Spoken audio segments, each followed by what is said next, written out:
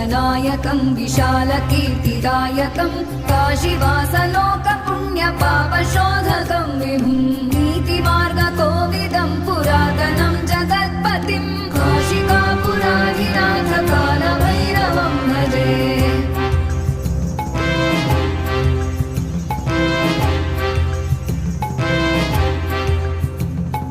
कालभैरवाष्टकं पठन्ति ये मनोहरं